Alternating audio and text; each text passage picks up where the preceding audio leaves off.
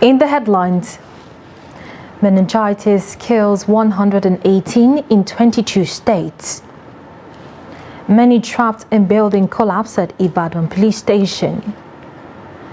Federal government sets up committee to rescue Nigerians in Sudan.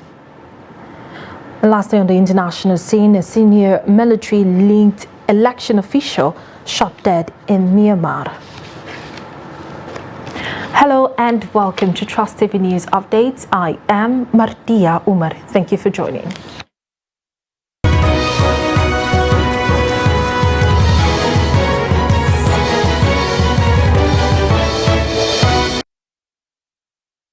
And now the news in full.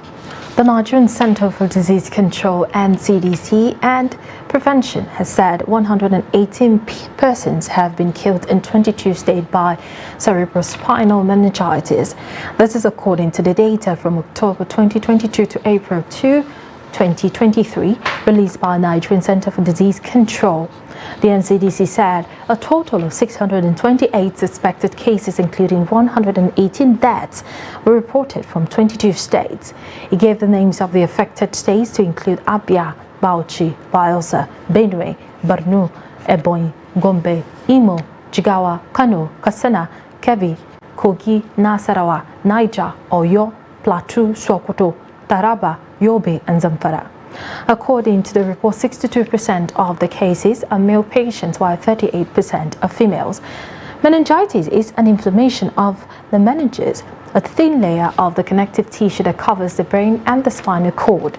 The inflammation can be caused by a variety of organisms like bacteria, viruses, parasites, or fungi.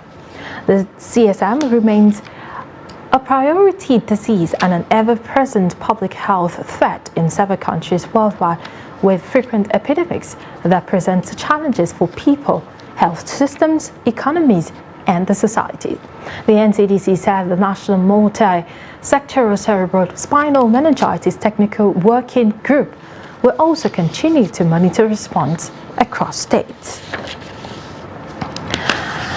An unconfirmed number of persons have been trapped, while others may be feared dead when a block of flats collapsed in the Shango Police Barracks, Ibadan, the Oyo State capital. A source with the National Emergency Management Agency, NEMA, who spoke on the condition of anonymity, confirmed the incident. The source, who said that the agency got the alert around 8 p.m., also confirmed that the Federal Fire Service had been mobilized to the scene of the incident. The source confirmed that people were trapped and feared that some people might have been dead, but could not authoritatively give any figure of casualty or details of what led to the building collapse. A source who works with the State Fire Services denied knowledge of the incident, noting that no information had reached the service on the building collapse. Also, the Director of Operations, Oyo State Fire Service, Ismail Adeleke, said he had not been informed about the development. Attempts to reach the official of the National Emergency Management Agency, Ibadan, at the Oyo State Police Command for comment on the incident were unsuccessful as at the time of filing this report. The Nigeria Center for Disease Control and Prevention has said that 52 persons in 21 states died by cerebral meningitis, and this is according to data from October 2022 to April 2, 2022. And the NCDC said a total of 628 suspected cases has been recorded so far. But away from health matters, let's move on to the Eid celebration. So as Muslims across the country have celebrated the Eid al-Fitr celebrations, Nigerians have been urged to unite and love one another irrespective of their differences to ensure sustainable development in the country. And the Secretary General of the Jamaatul Nasrul Islam, JNI, Sheikh Khalid Aliyu, made the call during the 2-rakah prayer Eid al-Fitr held at the Fiber Mosque in Jos. Adamu Musa completes the story. The 2 rakat prayers in Jos and all other parts of the state were observed amid tight security to make sure the celebration is hitch-free. Security personnel were seen at strategic positions, especially within the state capital. While calling on Muslims to sustain the good deeds performed during the Ramadan fast, the Secretary General of the JNI, who is the Imam of the mosque, urged Nigerians to come together irrespective of their differences. Whatever is observed is over. Now we are at on the eve of ushering a new government. Whatever it is, Nigerians must learn to do things the way others in the world do. Even US, there is this big political rivalry. But after election, they just remove this is Republican, this is Democrat. They think as Americans to move America forward. But if we begin to look at these things and that I don't believe I will go to court, I will challenge this, I will challenge that, I don't think we're making any headway. It's important. Let us put Nigeria first. The former Director General of the Nigerian Television Authority also speaks on the lessons learned during the Ramadan. The day that commemorates the end of the month of Ramadan. The month of Ramadan is a very special month in Islam. It is the month during which Muslims fast for 29 or 30 days. It is a period of sober reflection, a period of coming closer to your Maker, a period of giving back to society, a period in which every Muslim gets back. At this period, at that period in time, a Muslim is supposed to be closest to his Maker. And today, Eid al-Fitr is the day that marks the end of the official end of Ramadan. Muslims across the state expressed delight that the 2 rakat prayers were conducted calmly. Ado Musa, Trust TV News, Jos. Still on the Eid al-Fitr celebration, it is a common tradition in northern Nigeria during every Eid al-Fitr or Salah celebration, so to speak, that a Durbar is organized either on Salah Day or a day after. The case was not different this year in Lafia, the Nasarawa state capital, according to Abubakar Abdullahi, who witnessed this year's Durbar for Trust TV. His report was presented in our studio here in Abuja. Lafia, the Nasarawa state capital, has over the years organized Durbar to mark Salah celebrations or occasions sanctioned as emirate activities. The Durbar was not absent in this year's Salah, as different traditional title holders, their family members, friends and associates joined to showcase the rich cultural heritage of the people of the area. Thousands of admirers came from all ends of the emirate and even beyond to witness the event. At the Durbar, different horse riders, including the Emir of Lafia, Sidi Bagi, showcased their expertise in horse rider. Adding color to the Durbar were magicians who displayed different skills, drummers who tapped out engaging beats, and women dancers whose adept steps drew a lot of admiration from onlookers. Participants and those who came to catch a glimpse of the Durbar speak on their experiences and what the Durbar means for the people and their cultural heritage. It means a lot of things, not only our culture, but to northern culture. So Nasarawa State is part, Lafia is part of the north, and of course it's very, very historic in our culture, very, very recognized in our culture. We recognize it and we continue to. As you can see, it's a very colorful one. Now we are seeing the people of Adongari Lafia entering inside, and it's very good, it's very colorful, very beautiful, and it shows the culture of Nasarawa State and Lafia in precise. And I, as the Reima Lafia, I'm really proud of Lafia today for seeing the people that turned out today. A memorable celebrations we are witnessing today. It is fantastic. Ever in the history of Lafia, we are celebrating a Salah and we are praying for Allah guidance, protections to reach us to the destinations. Yeah, in fact, it impacts positively to our culture. Yeah, it showcases that indeed we are people of culture and tradition, and we respect our culture, we love our culture. Yes, and a gathering like this, it unites the entire emirate. We are here to celebrate, we are here to enjoy, and we are here to embrace one another. According to these observers, the culture of the Durbar is becoming even more attractive due to improvement in the style of horse riders. Still on Salah Durbar, the people of Bauchi State have described their annual Salah Durbar display as a success due to the peaceful conduct as well as security arrangement within and outside the metropolis. They disclosed this during the Durbar procession known as Hawan Daushe, usually conducted the day after Salah in Bauchi. Adamu Imam captured some of the moments of the event and now reports.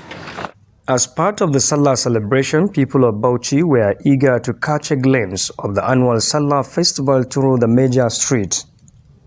Usually, the procession begins from Government House, where the Bauchi Council of Traditional Rulers, led by the Emir of Bauchi, Dr. Luwanu Suleiman Adamu, pays Salah homage to the State Governor and his cabinet at the Government House. Shortly after the homage, the State Governor extended his Salah message to the people of the state. The clergy and the ulamas, and indeed everybody in the state for the support they have been giving us, especially with regard to the implementation of government programs and projects, and that I pledge to be just and equitable and to put politics behind me to make sure that this is the time for governance and not the time of extension of political bickerings and differences and so on and so forth. Both residents were happy with the peaceful nature of this year's Hawan Daushe during Eid al-Fitr celebrations. We did something without crowdness and others that some Oscar people that used to destroy some government. That's what I very appreciate with the security for the effort. The activity is different with the last year. So that is why I say this government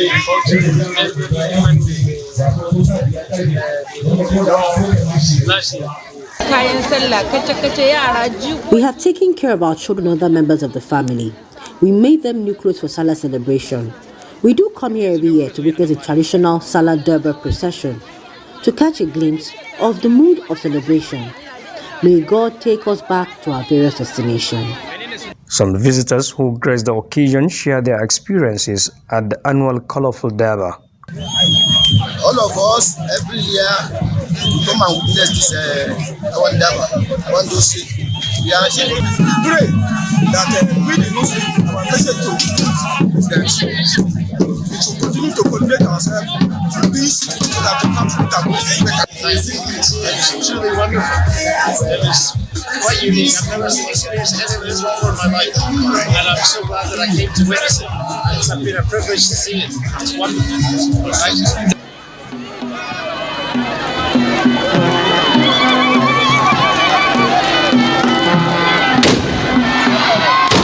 A tradition demands the Emir of Bauchi, after his return from Government House, will sit back and watch his subjects while appreciating their support to his leadership. Adam Imam, Trust TV News, Bauchi. Wonderful procession there. But away from the Salah Durbar, the federal government has set up a committee to work towards rescuing Nigerian citizens trapped in Sudan due to the current unrest in North African country. This was disclosed in a statement by the National Emergency Management Agency, NEMA, signed by its head of press unit, Mansour Ezekiel. The latest assurance is coming after the federal government on Friday expressed worry over its inability to evacuate the Nigerians in Sudan as a deadly crisis continues to plague the North African nation. The chairman Nigerians in Diaspora Commission, Abike Dabirewa, had in a Twitter post noted that the authorities were experiencing challenges, particularly with regard to lifting Nigerian nationals out of the troubled country. But according to NEMA, the committee, which consists of professional emergency responders, search and rescue experts, will constantly evaluate the situation and seek for safest way to evacuate the Nigerian citizen, even if it is through a country that is very close to Sudan. The agency said it is a constant communication with all relevant partners, including the Ministry of Foreign Affairs, the Nigerian Embassy in Khartoum, Sudan, and the Nigerians in Diaspora Commission and security agencies, while seeking for an appropriate window of opportunity to evacuate all stranded Nigerians back home in a safe and dignified manner. It noted that the current emergency situation in Sudan is very complex, with fighting between warring factions going on and all airports and land borders closed. However, NEMA said it is working with all its partners and is constantly compiling updated information on the situation. The Director General of NEMA, Mustafa Ahmed, also said that the agency is very much concerned and it is working with all possible options of bringing the stranded Nigerians back home to their loved ones in safe and dignified manner. You're watching Trust TV News Updates. Coming up shortly, we'll take a look at celebration of Hawan Sedki in Asian city of Katsina. Details of that story and more after this break. Stay with us.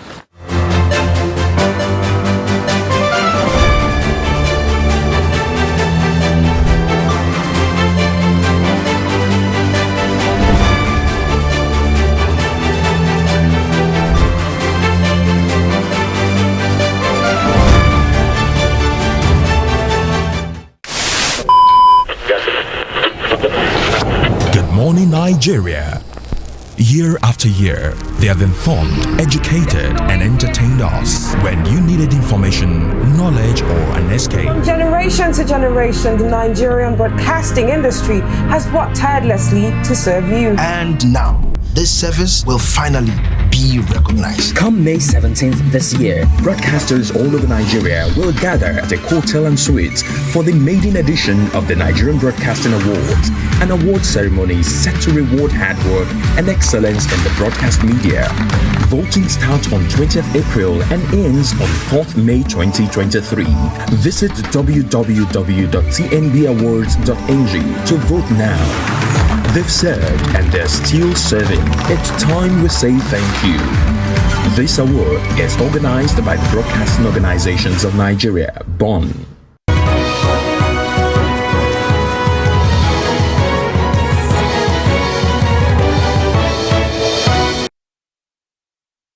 Welcome back. If you're just joining, this is the news updates on Trust TV. A recap of our top stories. We told you earlier that meningitis kills 118 in 22 countries. And the Nigeria Center, many trapped in building collapse at Ibadan police station.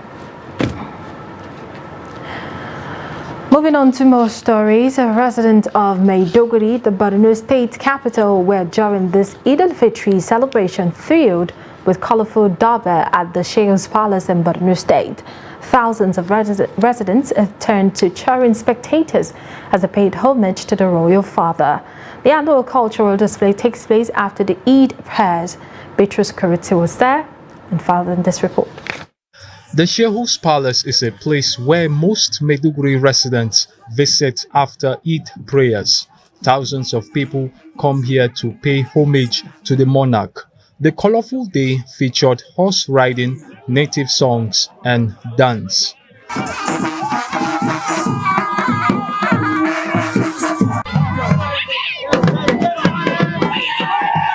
The Shehu first took a horse ride to his palace before other royal families and traditional chiefs followed, waving swords to salute the monarch.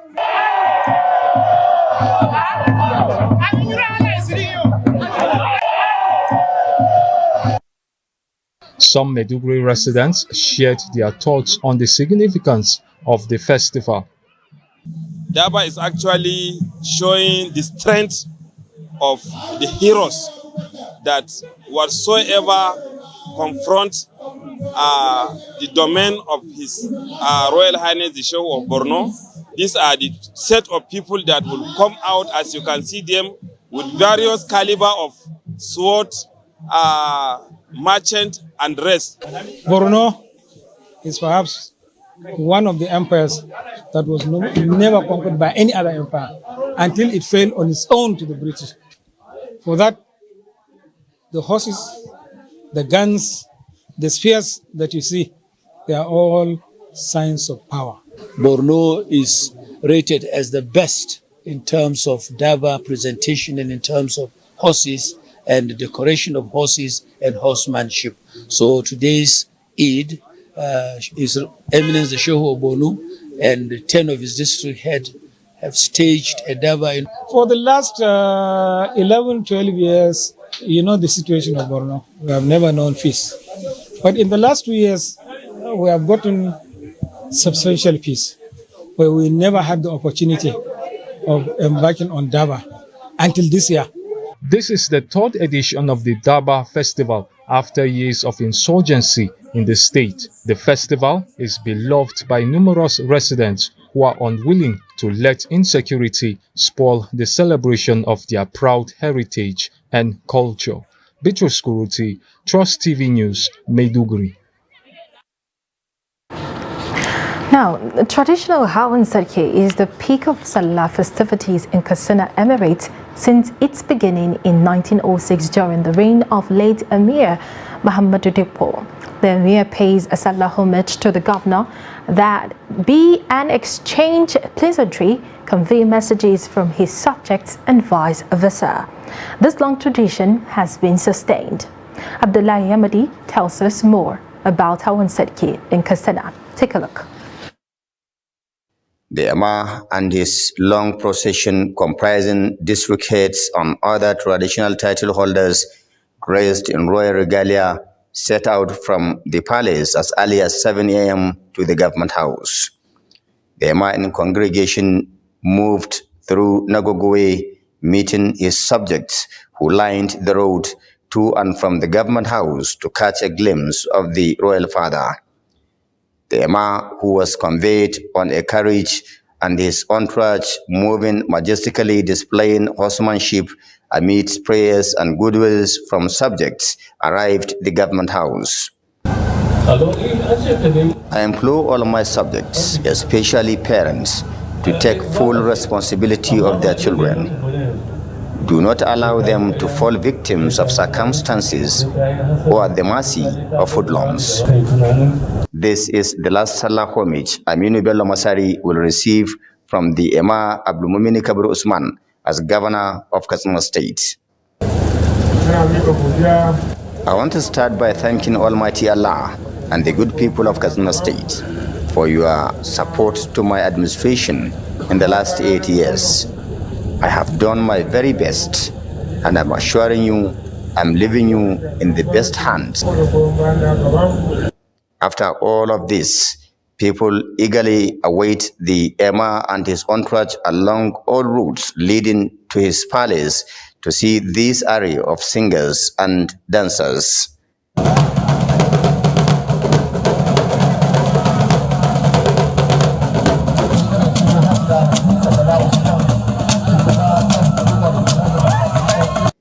And also this mixture of culture and modernity.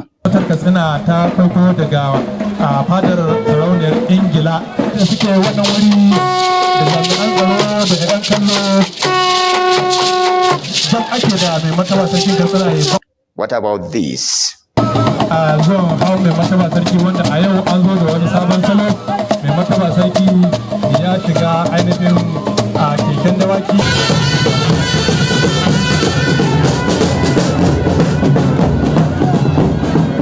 And they may also not want to miss these ones.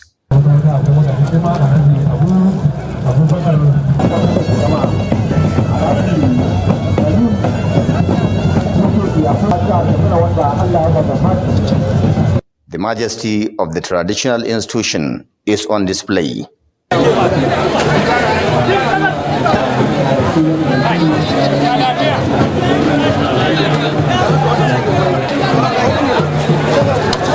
All of these are joys of Hawan Sarki celebrated on the second day of Salah in Katsina. Abdullahi Ismail Amadi, Trust Television News, Katsina. And on the international scene, the deputy head of Myanmar's military-appointed election commission has been shot dead in the country's commercial capital, Yangon, by rebels. The latest killing of a high-profile individual linked to the country's military rulers, Sai Kwan-chu, deputy director of the Union Election Commission, and he was killed in the township of Tiaganyut in eastern Yangon, with the Army's information team saying that the local media reported that he was shot multiple times in the chest, neck, and head. The Army statement said that the People's Defense Forces were responsible for the killing, but did not give further details. The self-declared Anti-Coup People's Defense Forces, PDF, loosely organized armed wings of the country's shadow national unity government have sprung up in the opposition to military, which seized power more than 2 years ago, leading to social unrest and economic crisis in the country. The NUJ was established by the democratically elected politicians who were removed from office in the military coup.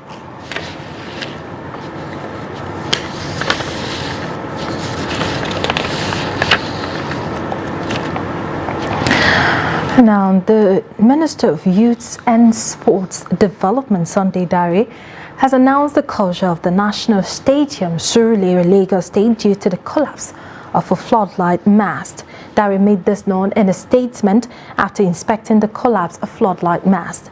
The minister had paid a scheduled visit to the stadium on Friday, promising to make his stand known after due assessment. However, after the tour around the stadium, the minister ordered the temporary closure of the stadium to avert any unforeseen circumstances. The minister added that the decision to impose extensive restrictions around the stadium was to be on the side of caution.